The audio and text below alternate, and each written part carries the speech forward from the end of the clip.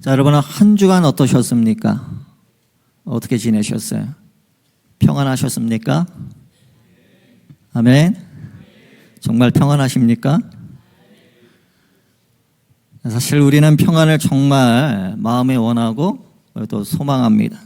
꿈꾸지만 우리가 꿈꾸는 만큼 우리가 그렇게 이 마음이나 삶이 이 평안하지 못한 것을 우리는 사실 부인할 수가 아마 없을 겁니다. 자, 성경에 보면 특별히 오늘 말씀 본문 말씀에도 그렇지만은 자, 우리 주님 이 탄생하실 주님 예언한 말씀에 이 우리 주님이 어떤 분이신 것을 이렇게 말씀합니다. 평강의 왕이라 할 것임이라. 아멘. 그러니까 장차 오실 메시아 예수 그리스도가 이 평화의 왕으로 그렇게 예언이 되었어요. 자, 그리고 이 예수님 탄생 때 이 천군 천사들은 지극히 높은 곳에서는 하나님께 영광이요 땅에서는 하나님이 기뻐하신 사람들 중에 뭐라고요? 평화로다. 자, 그렇게 주님의 탄생에 기해서 이 평화를 그렇게 선포를 했습니다. 자, 또한 우리 주님께서 따르는 무리들에게 제자들에게 그렇게 약속하셨어요. 평안을 너희에게 끼치노니 곧 나의 평안을 너희에게 주노라. 자, 평안이 예수 그리스도 안에서 예언되었고 또 천군 천사들이 선포했고 또 예수님께서 약속을 해 주셨지만 자, 그럼에도 불구하고 여전히 이 땅에는 우리에게는 평안이 부족합니다. 자, 그러한 평화가 없는 모습을 사도 바울은 이 성경 말씀을 통해서 이렇게 단적으로 묘사를 합니다. 모든 인생이 평강의 길을 알지 못하였다. 평강의 길을 알지 못하였다. 자, 모든 인생이 평강의 길을 알지 못했다라고 그렇게 증거를 해요. 그런데 그 이유가 무엇일까요? 평화의 왕으로 오신 예수님께서 약속하신 평화를 우리가 경험하지 못하는 그 이유가 무엇이겠습니까? 자, 그 말은 또 바꾸어 말하면 이 평화 대신, 그러니까 평화의 왕으로 오신 예수님께서 이 약속하신 평화를 경험하는 비결이 무엇일까요? 자, 오늘 그 점에 대해서 우리가 몇 가지로 살펴보려고 합니다. 자, 첫 번째로 이 평화 대신 예수님께서 약속하신 그 평화를 경험하는 비결은 바로 이 자신과의 싸움에서 이겨야 한다라고 하는 것이에요.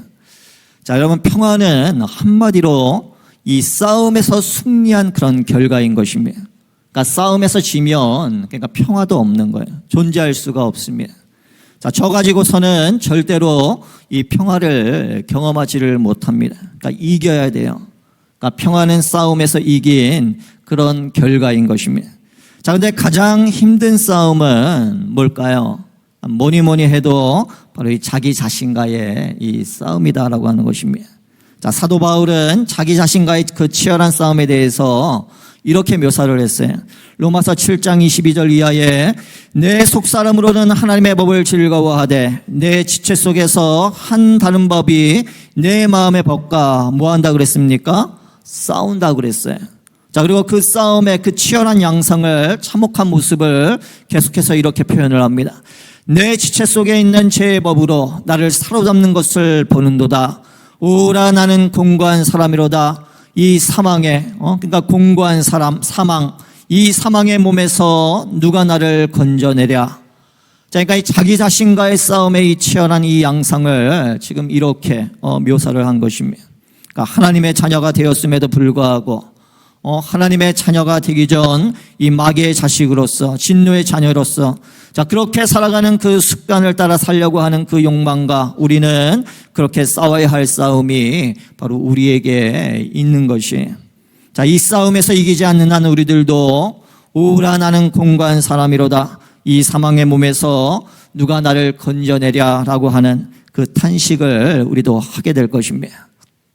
자, 또한 사도 바울은 주님을 따라가는 모든 성도들, 그러니까 하나님의 자녀된 백성들에게 이 싸워야 할 싸움이 있음을 또 명백하게 가르쳐주고 있죠.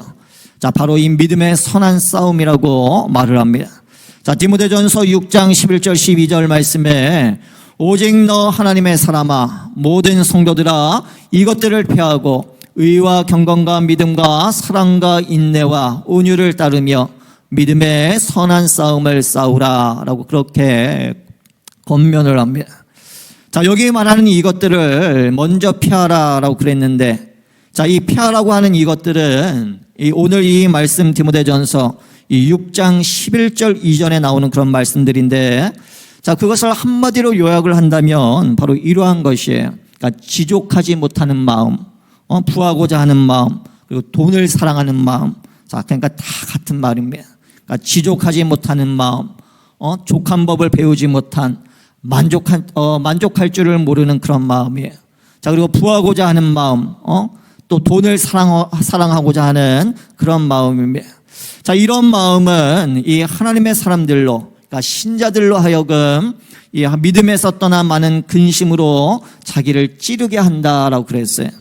자, 그러니까 그냥 근심이 아니라 마치 찌르는 그 가시처럼 마음을 찌르는 그것이 바로 이 지족하지 못하고 부하고자 하고 돈을 사랑하는 그런 마음이다라고 그랬어요. 자, 그것 때문에 우리의 마음에 이 평안이 없다라고 하는 것입니다.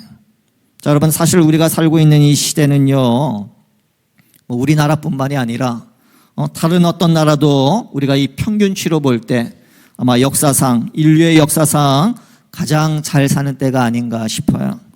정말 잘 사는 그런 때입니다. 우리나라만 봐도 그래요. 불과 여러분 한 60, 70여 년 전, 여기 한 60, 70세 이상 되신 분들은 한 60여 년 전 그 우리나라의 상황을 아마 잘 기억을 하실 것입니다. 자, 도대체 그때 우리나라가 얼마큼 잘 살았는가, 얼마나 못 살았는가를 조사를 하다가 사진 몇 장을 찾았는데 한번 보겠습니다. 정겨운 사진이죠. 전혀 낯설지가 않은 그런 사진인 것 같은데, 다음 사진. 예. 자, 전에 저기 여러분들의 그런 모습이었던 그런 분들도 계시죠. 자, 다음 사진. 저 어린아이가 신은 신발을 한번 보십시오. 저게 아이가 신을 신발입니까? 저도 아이 둘을 키우지만, 그러니까 저는 사실 신발 한 켤레면 돼요. 그런데 요새 아이들은 사실 신발 10켤레 갖고도 부족하죠. 저 아이 신발 한번 보십시오. 그리고 저 모자를 한번 보십시오. 자, 그리고 다음 사진. 자, 그리고 저 때는 아마 이 연 하나면 아마 행복했을 것 같아요. 그러니까 세상을 다 가진 것 같았을 것입니다. 자, 또 다음 사진. 예, 시장에서 바닥에서 파는 게 그냥 이 무 같은 것 같은데, 그러니까 저것이 유일한 그런 생계수단이었어요. 여러분, 저게요, 이 제3세계 다른 나라의 얘기가 아니에요. 그러니까 여러분들이 살아온 그런 이야기일 것입니다. 자, 그때에 비해서 지금은 사실 너무나도 잘 살죠. 가진 게 참 많아요. 자, 근데 가만히 생각해 보면, 저 때에 비해서 많은 것을 가진 지금, 저 때와 비교해서 사실은 별로 그렇게 행복하지가 않은 것 같아요. 지족하는 마음, 만족할 줄 아는 마음, 바로 그런 마음이 없기 때문에 그렇습니다.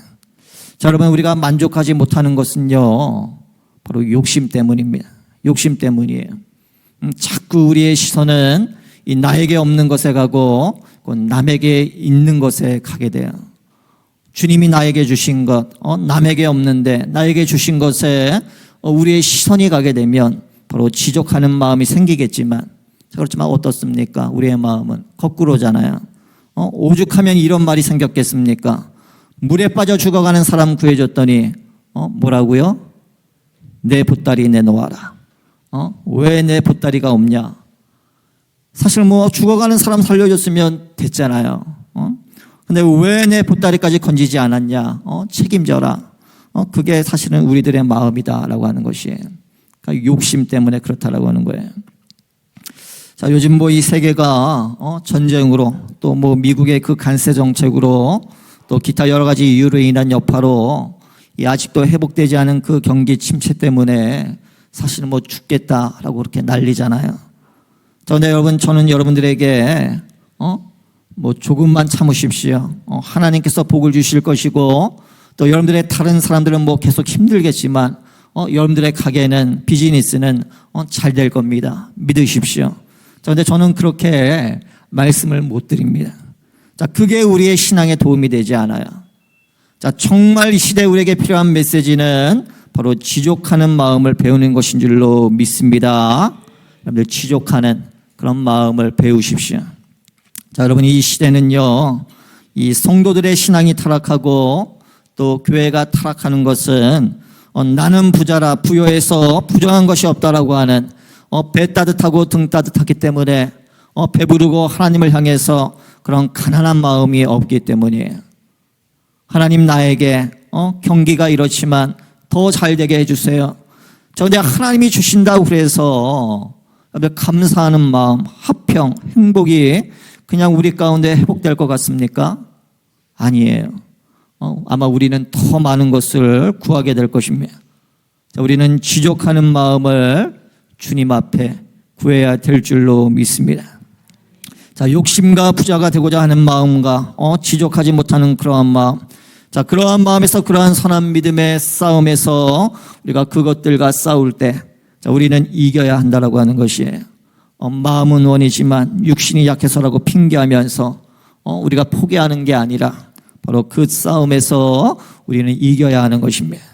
자, 그런데 여러분이 이기려면 바로 내 마음을 잘 지켜야 한다라고 하는 것입니다. 안 지키면 그냥 나도 모르는 사이에 우리는 불평, 불만, 원망, 불행, 자, 그런 것으로 그냥 푹 빠지고 말게 돼요.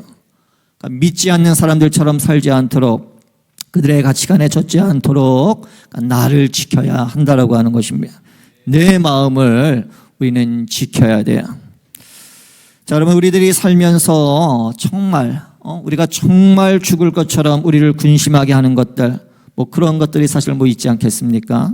자, 근데 어떤 분이 연구를 해보니까, 자, 그 중에 한 40%는 이미 다 끝나버린 일. 그러니까 염려하고 근심한다라고 그래서, 그러니까 그렇게 바뀌지 않을 일. 자, 그것 때문에 우리가 염려를 한대요. 한 40%가. 자, 그러니까 이 염려의 40%가 그런 거라고 합니다. 자, 그러면 나머지 60% 중에 이 50%는, 그러니까 아직 일어나지도 않은 일, 자, 그냥 내가 막 소설을 쓰는 거죠. 이런 일이 일어나면 어떡하나? 이렇게 하면 어떡할까? 그러니까 내가 사서 고생을 하는, 근심하는 거예요.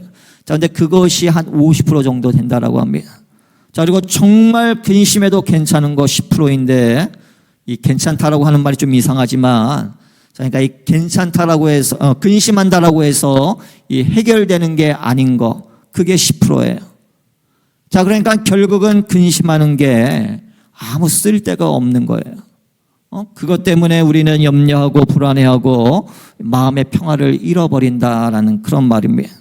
자, 그렇기 때문에 그런 쓸데없는 근심으로부터 우리는 바로 우리의 마음을 지켜야 한다라고 하는 것이, 자, 지키는 여러분 되어지기를 주의 이름으로 간절히 축원합니다. 자, 뿐만 아니라 우리가 죄로부터 우리의 마음을 지켜야 돼요. 죄로부터 마음을 지켜야 합니다.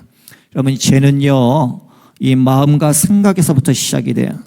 그러니까 우연히 우발적으로 그거 어쩌다가 일어나다가 우리가 죄를 짓는 게 아닙니다. 내 마음과 생각에서 이미 자리 잡고 있는 것이 행동으로 나타나는 것 뿐이에요. 자, 그렇기 때문에 죄를 짓지 않는 길은 바로 마음과 생각을 바로 우리 주님이 지켜주셔야 한다라고 하는 것입니다. 자, 죄로부터 우리의 마음을 지킨다라는 말을 좀 쉽게 이렇게 표현할 수 있을 거라고 생각이 되는데, 자, 죄로부터 내 마음을 지키는 게 뭘까? 자, 여러분 한번 이렇게 생각을 한번 해보십시오. 그러니까 죄를 여러분 미워하십시오. 죄를 미워하는 거예요. 죄를 짓는 그 나의 그러한 항상 반복되는 그런 내 모습을 우리가 미워해야 돼요. 자, 그것이 바로 나 자신을 이기는 것입니다. 자, 빌리 그레함 목사님을 핵심시켰던 빌리 썬데이라고 하는 목사님이 이 평생 이 죄를 미워하면서 살았대요. 자, 그리고 그분의 글 가운데 이런 대목이 나옵니다. 나는 죄와 싸우겠다. 내 발이 있는 한 죄를 그냥 냅다 쳐버리겠다. 내 주먹이 있는 한 죄를 쳐버리겠다. 내가 머리를 갖고 있는 한 죄를 받아버리겠다. 내 입에 이가 있는 한 죄를 물어뜯겠다. 내가 늙어서 주먹도 이도 팔도 힘이 없어지면 영광의 나의 집으로 들어갈 때까지 내 잇몸으로라도 죄를 짓이겨 주겠다. 자, 그런 죄를 미워하는 마음, 자, 그것이 죄로부터 바로 우리의 마음을 지키는 그런 구체적인 방법이라고 생각을 합니다. 주님 저는 마음은 원했지만 제 육신이 너무 약합니다. 그런데 그게 아니다라고 하는 거예요. 자, 물론 뭐 내 마음대로 안 되겠죠. 내 의지대로 안 됩니다. 우리의 마음은 이 죄로 부패할 대로 부패해서 무능하기 때문에 내 마음대로 내 마음을 지키지를 못해. 자, 내 마음을 죄로부터 지킬 수 있는 내 마음을 그러한 지족하지 못하게 하고 또 욕심으로부터 내 마음을 지킬 수 있는 유일한 길은 바로 내 안에 나보다 더 큰 능력이 임해서 내 마음을 지켜주는 길밖에 없다라고 하는 것이에요. 자, 그래서 사도 바울은 그 부분에 대해서 염려하지 마라 대신 바로 하나님께 기도해라. 그러면 내 모든 시각, 너의 모든 의지나 생각이나 마음이 가지고 있는 그 파워보다 모든 시각에 뛰어난 하나님의 능력이 내 마음과 생각을 뭐한다라고 그랬습니까? 지켜준다라고 그랬어요. 지배한다, 통치한다. 자, 그것이 우리의 마음을 지키고 바로 나 자신과의 싸움에서 이기는 길인 줄로 믿으시기를 바랍니다. 자, 그러니까 여러분 주님께 구하십시오. 주님, 내 자신의 욕망으로부터 제약된 성품으로부터 헛된 꿈으로부터 또 이 욕심으로부터 죄짓고자 하는 그러한 욕망으로부터 내가 나 자신과의 싸움에서 이기게 해 주십시오. 모든 시각에 뛰어난 하나님의 평강으로 능력으로 이 마음과 생각을 지배해 주십시오 라고 그렇게 구하시기를 바랍니다. 자, 그것이 바로 우리의 유일한 무기예요. 싸워서 이길 수 있는 그런 길인 것입니다. 평강의 왕이신 주님께서 여러분들의 마음과 생각을 평강으로 충만하게 채워주실 줄로 믿습니다.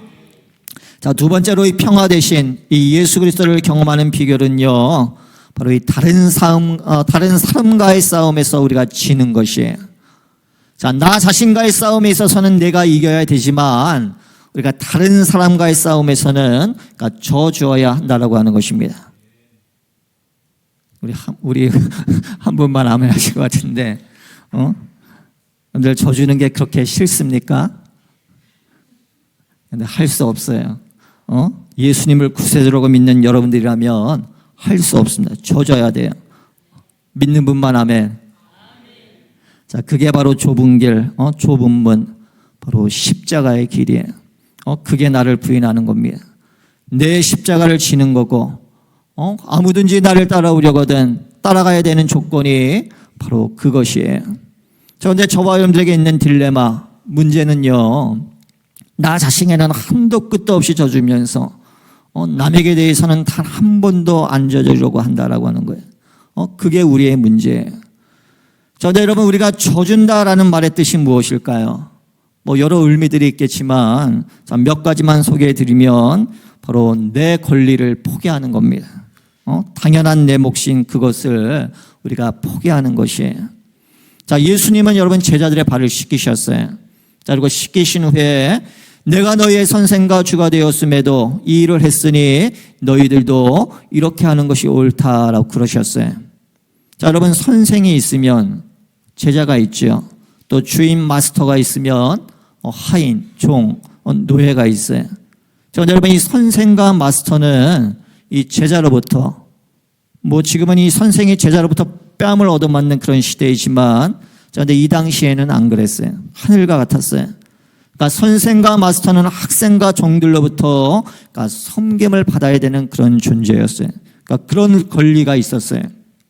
자, 근데 주님은 그 권리를 포기한 겁니다. 그래서 제자들의 발을 씻기신 거예요. 자, 그리고 너희가 나의 제자면 내가 한 것처럼 너희도 이렇게 해라. 자, 그게 바로 권리의 포기인 것입니다. 그것이 바로 이 져준다라고 하는 그런 말의 의미인 것이에요.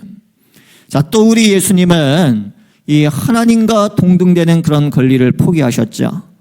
빌립보서 2장 6절 말씀에 보니까 하나님과 동등됨을 취할 것으로 여기지 아니하셨다라는 그런 말씀이 나와요. 자, 그리고 그 말씀 가운데 등장하는 그 유명한 말이 바로 이 헤게오마이, 헤게모니라는 그런 말이 바로 거기서 나오게 됩니다. 헤게모니, 그러니까 지배권이라는 그런 말이에요. 그러니까 당연히 지배할 수 있는 권리를 말하는 것입니다. 그것이 바로 헤게모니예요. 자, 그런데 주님은 이 하나님과 동등됨을 취할 그 헤게모니가 있었지만, 자, 근데 그것을 여기지 않았어요. 포기했다라고 그랬습니다. 자, 그것이 바로 져준다라는 말의 의미인 것이에요. 자, 그리고 우리가 다른 사람과의 싸움에서 져준다라는 말의 또 하나의 의미는 또 이제 용서일 것입니다.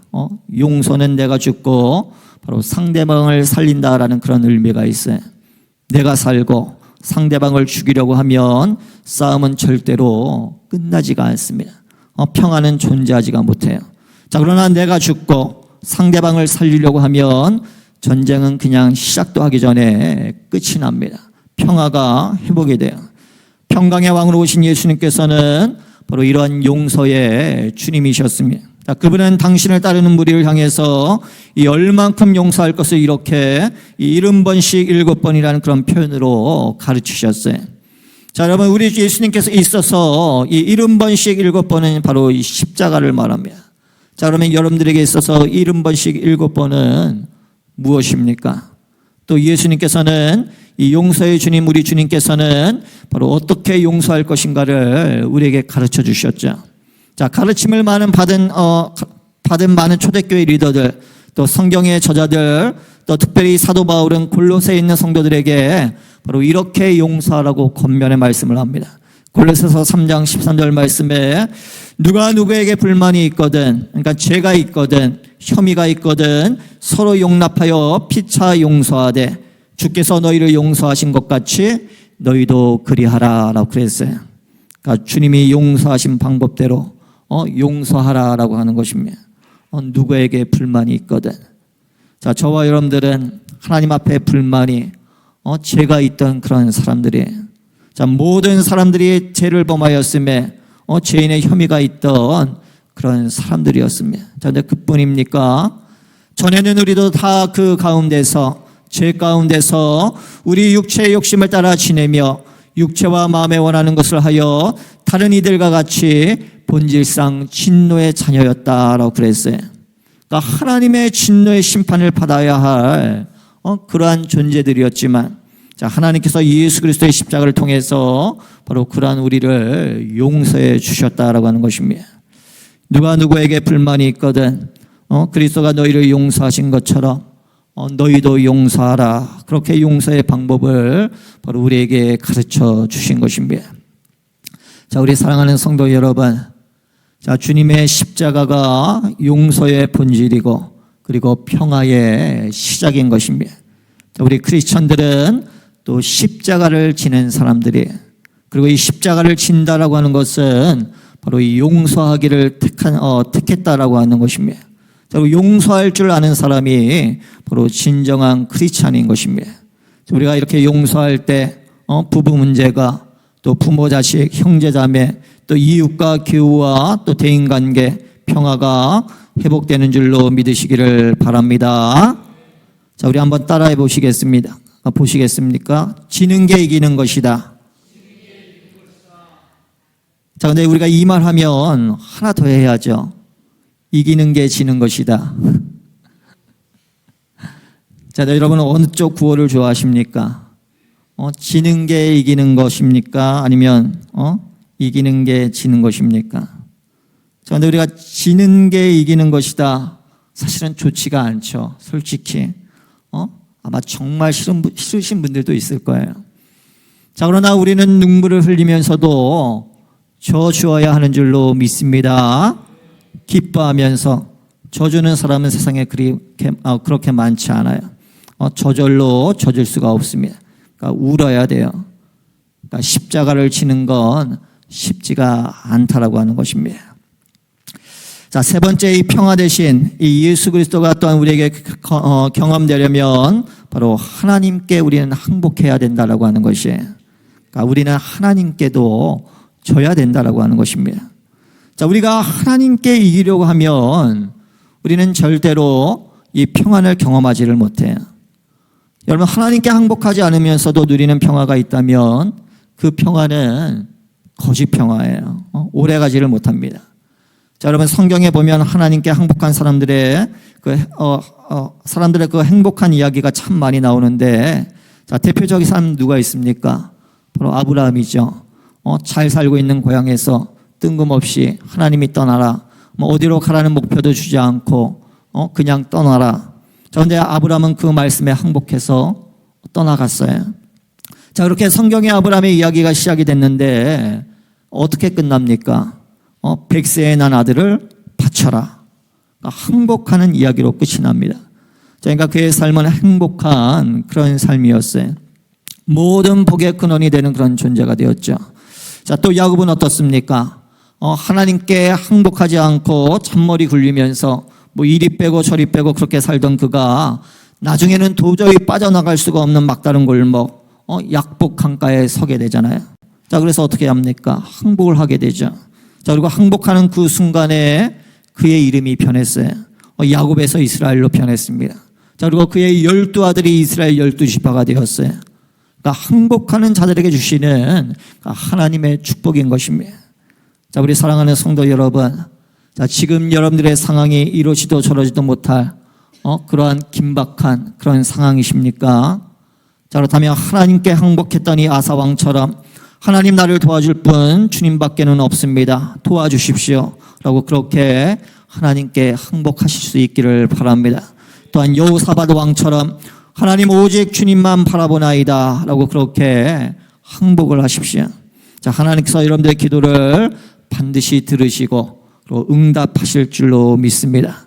자, 그리고 여러분들의 삶의 가정에 또 마음의 평화를 회복해 주실 거예요. 자, 어느 여류 작가, 뭐 우리가 이름만 대면 금방 아실 그 한국의 유명한 여류 작가 이야기인데 바로 이 공지영이라고 하는 그런 여류 작가의 이야기입니다. 자, 이분이 이 수도원 기행이라고 하는 작품을 썼는데, 자, 이 수도원 기행이라고 하는 그 글 속에서 이 자기의 어떤 그 인생사, 어떤 심경에 변화되는 그런 가정들, 그러한 것들을 이 솔직하게 적어 넣었어요. 자, 그리고 그 가운데 나오는 대목, 이런 대목을 여러분들에게 소개해 드리려고 합니다. 한번 잘 들어보십시오. 처음에는 소설가가 된다면 행복해질 거라고 생각했다. 그래서 나는 소설가가 되었다. 그 다음엔 유명해지면 행복할 거라고 생각했다. 그래서 열심히 노력하는 가운데 나는 유명해졌다. 자, 그 다음엔 당연히 돈 걱정이 없어지면 행복할 거라고 생각했다.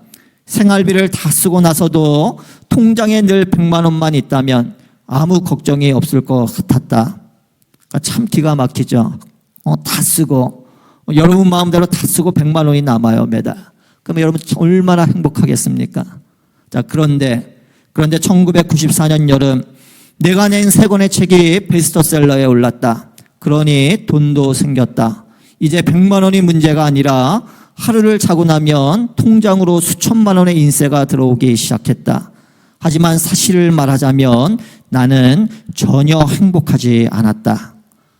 자, 그러면서 이 작품에서 이 공지영 작가는 여러 가지 굴곡을 겪으면서 자, 결국 어릴 때 그의 신앙을 회복한 이야기를 하는데, 자, 그 신앙 회복을 통해서 이 행복을 찾고는 이런 고백을 적었어요. 한번 여러분 잘 들어보십시오. 내가 어쩌면 그 깨달음에 이르기까지 걸리는 시간이 무려 18년이었다. 18년이 지나고 나서야 나는 하나님께 무릎을 꿇었다. 항복합니다 주님하고 써놓고 보니 신기한 사실을 발견했다. 항복과 행복, 획 하나 차이의 낱말들이었던 것이다. 자, 여러분 마음의 평안을 회복하길 늘 원하십니까? 자, 그래서 여러분들 행복하기를 원하십니까? 자, 그러면 하나님께 항복하십시오. 우리가 하나님께 항복하지 않고 추구하는 모든 평안의 노력은 헛수고고, 하나님께 항복하지 않고도 내가 찾았다라고 하는 그 평안 행복은 거짓 행복이에요. 거짓인 것입니다. 오래가지를 못합니다. 자, 여러분을 오히려 더 그만큼 허무하게 할 뿐이에요. 자, 그러나 하나님께 항복하는 것은요, 우리가 잃는 게 아닙니다. 손해나는 것이 아닙니다. 얻는 것이고 망하는 게 아니라 또 흥하는 길인 줄로 믿으시기를 바랍니다. 자신과의 싸움에서는 지지 마십시오. 쉽게 포기하지 마십시오. 마음은 원이지만 나는 안 됩니다. 그렇게 쉽게 담념하지 마십시오. 끝까지 주님을 바라보며 나 자신, 아까 왜 그 빌리 선데이 목사님처럼 그런 각오로 나 자신과 싸워야 된다라고 하는 거예요. 내 힘으로 이길 수 없으니까 주님을 의지하면서 끊임없이 그렇게 나 자신과 싸워 이겨 나가야 된다라고 하는 것입니다. 자, 다른 사람과의 싸움에서 이기려고 그냥 뭐 이를 팍팍 갈면서 그렇게 하지 마십시오. 자, 그러면 나도 죽고 결국에는 상대방도 죽게 되는 거예요. 자, 마지막으로 나 자신을 이기고 다른 사람들에게 쉬고 또 우리가 하나님께 쉬면서 하나님이 주시는 그러한 평화를 우리가 소유를 했다면, 자, 하나님이 주신 평화를 완성하는 단계 마지막 하나가 있어요. 자, 그것은 바로 내가 평화롭지 않은 곳에 가서 바로 평화를 만드는 사람이 되는 것입니다. 그러니까 소위 말하는 그 합평케 하는 자가 되는 것이에요. 자, 우리 주님께서는 합평케 하는 자가 복이 있나니, 자, 그러고 나서 놀라운 말씀하셨잖아요. 저가 하나님의 아들이라 일컬음을 받을 것이다. 자, 여러분, 그 말의 순서를 바꿔보면 이 하나님의 자녀가 되는 그 트레이드 마크가 뭐냐? 바로 이 피스메이커가 되는 거다. 그 말이죠. 그러니까 합평케 하는 자, 피스메이커가 되는 거. 그러니까 여러분 어렵게 생각하지 마십시오. 이렇게 하면 돼요. 남싸움 하는 거 좋아하지 마세요. 자, 근데 여러분 참 우리에게는요, 이 불구경하는 거, 싸움 구경하는 거, 제일 좋아하죠. 자, 근데 그래 갖고는 이 피스메이커가 못 된다라고 하는 것입니다. 자, 그리고 두 번째, 여러분 싸움 붙이지 마세요. 싸움 붙이지 마십시오. 상대방에 대해서 은혜롭지 않은 말, 자, 여러분들이 그냥 무덤 삼으시기 바랍니다. 그러니까 여러분 선에서 끝내세요. 그게 바로 싸움 붙이지 않는 그런 지름길입니다. 또 세 번째로는 내가 노력을 해서 이 피스를 이 메이킹 해야 된다라고 하는 것입니다. 자, 여러분, 왜 우리가 이 온도계가 있고 온도 조절계가 있잖아요. 자, 근데 우리 크리스찬들은 바로 이 온도 조절계가 돼야 된다라고 하는 것입니다. 그러니까 우리가 이 조절하는 거에 따라서 온도가 자꾸 만들어지잖아요. 그런데 그냥 온도계는 뭐예요? 그냥 지금이 더운지 추운지 온도만 측정해 주지 않습니까? 자, 그러나 우리 크리스찬들은 그게 아니에요. 크리스찬들은 크리에이트, 그러니까 창조하는 사람들이에요. 우리가 이 창조의 주님 따라 평화를 만들어가는 그런 사람인 줄로 믿습니다. 자, 그런 우리 모두가 되어지기를 주의 이름으로 간절히 축원합니다. 자, 이제 말씀을 맺겠습니다. 자, 이 평화는 싸움과 직접적인 연관이 있어요. 그래서 싸움에서 이겨야 돼요.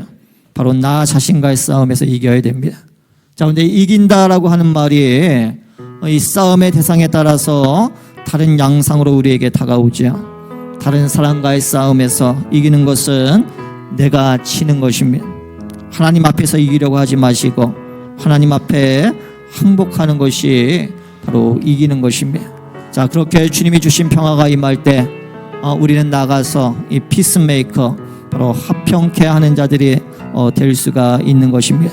자, 바라기는 이 평화의 계절에 평강의 왕으로 오신 우리 주님 예수님과 더불어 평화를 이끌어가는, 평화를 만들어가는 그런 우리 모두가 되어지기를 주의 이름으로 간절히 축원합니다.